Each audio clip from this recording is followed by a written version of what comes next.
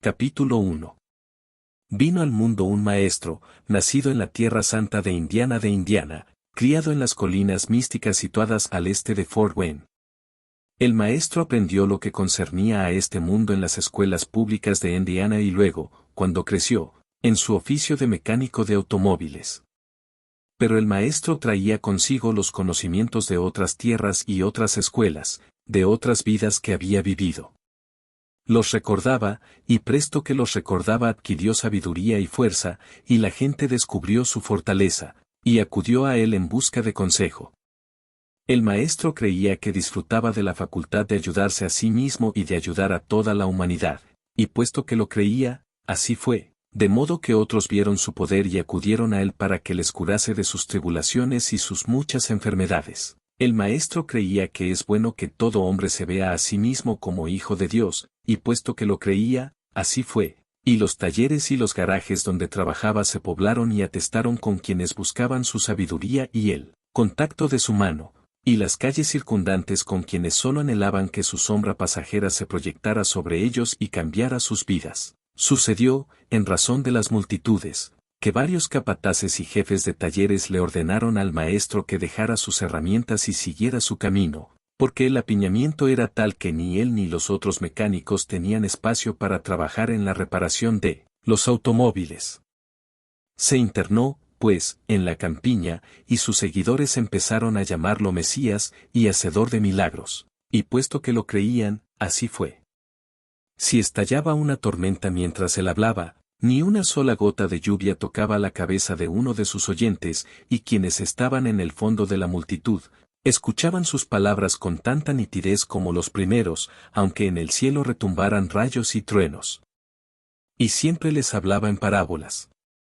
Y les dijo, en cada uno de nosotros reside el poder de prestar consentimiento a la salud y a la enfermedad, a las riquezas y a la pobreza, a la libertad y a la esclavitud. Somos nosotros quienes las domeñamos y no otro. Un obrero habló y dijo, es fácil para ti, maestro, porque a ti te guían y a nosotros no, y no necesitas trabajar como trabajamos nosotros. En este mundo el hombre debe trabajar para ganarse la vida. El maestro respondió y dijo, una vez vivía un pueblo en el lecho de un gran río cristalino.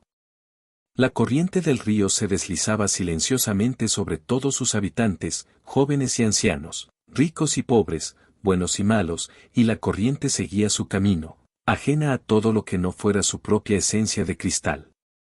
Cada criatura se aferraba como podía a las ramitas y rocas del lecho del río, porque su modo de vida consistía en aferrarse y porque desde la cuna todos habían aprendido a resistir la corriente, pero al fin una criatura dijo, estoy harta de asirme.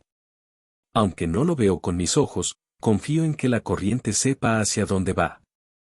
Me soltaré y dejaré que me lleve a donde quiera. Si continúo inmovilizada, me moriré de hastío.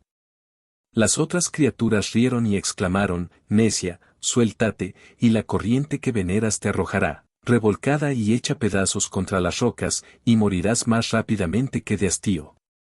Pero la que había hablado en primer término no les hizo caso, y después de inhalar profundamente se soltó. Inmediatamente la corriente la revolcó y la lanzó contra las rocas.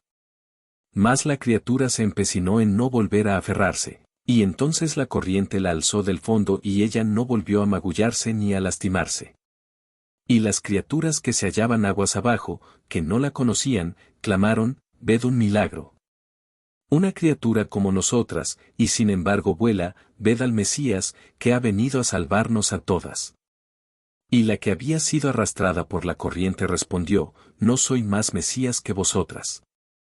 El río se complace en alzarnos, con la condición de que nos atrevamos a soltarnos. Nuestra verdadera tarea en este viaje, esta aventura. Pero seguían gritando, aún más alto, Salvador, sin dejar de aferrarse a las rocas. Y cuando volvieron a levantar la vista, había desaparecido, y se quedaron solas, tejiendo leyendas acerca de un Salvador.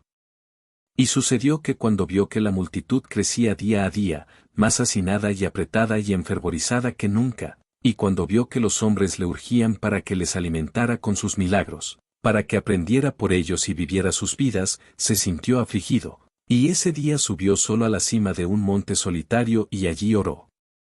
Y dijo en el fondo de su alma, será un portento infinito, si esa es tu voluntad, que apartes de mí este cáliz, que me ahorres esta tarea imposible. No puedo vivir las vidas de los demás, y sin embargo 10.000 personas me lo suplican. Lamento haber permitido que sucediera todo esto. Si esa es tu voluntad, autorízame a volver a mis motores y a mis herramientas, y a vivir como los otros hombres. Y una voz le habló en las alturas, una voz que no era ni masculina ni femenina, poderosa ni suave, sino infinitamente bondadosa. Y la voz le dijo, no se hará mi voluntad, sino la tuya. Porque lo que tú deseas es lo que yo deseo de ti. Sigue tu camino como los otros hombres, y que seas feliz en la tierra. Al escucharla, el maestro se regocijó, y dio las gracias, y bajó de la cima del monte tarareando una cancioncilla popular entre los mecánicos. Y cuando la multitud le urgió con sus penas, y le imploró que la curara y aprendiera por ella y la alimentara incesantemente con su sabiduría y le entretuviera con sus milagros, él le sonrió y le dijo apaciblemente, renuncio. Por un momento, la muchedumbre quedó muda de asombro. Y él continuó, si un hombre le dijera a Dios que su mayor deseo consistía en ayudar al mundo atormentado, a cualquier precio, y Dios le contestara y le explicara lo debía hacer, ¿tendría el hombre que obedecer? Claro, maestro, clamó la multitud.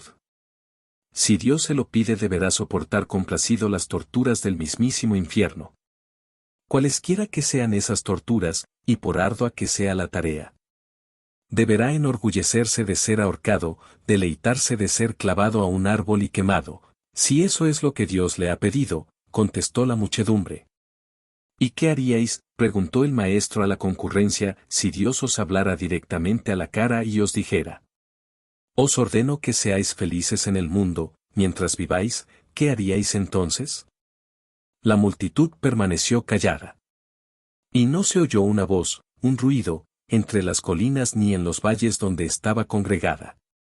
Y el maestro dijo, dirigiéndose al silencio: en el sendero de nuestra felicidad encontraremos la sabiduría para la que hemos elegido esta vida. Esto es lo que he aprendido hoy, y opto por dejaros ahora para que transitéis por vuestro propio camino, como deseáis. Y marchó entre las multitudes y las dejó, y retornó al mundo cotidiano de los hombres y las máquinas.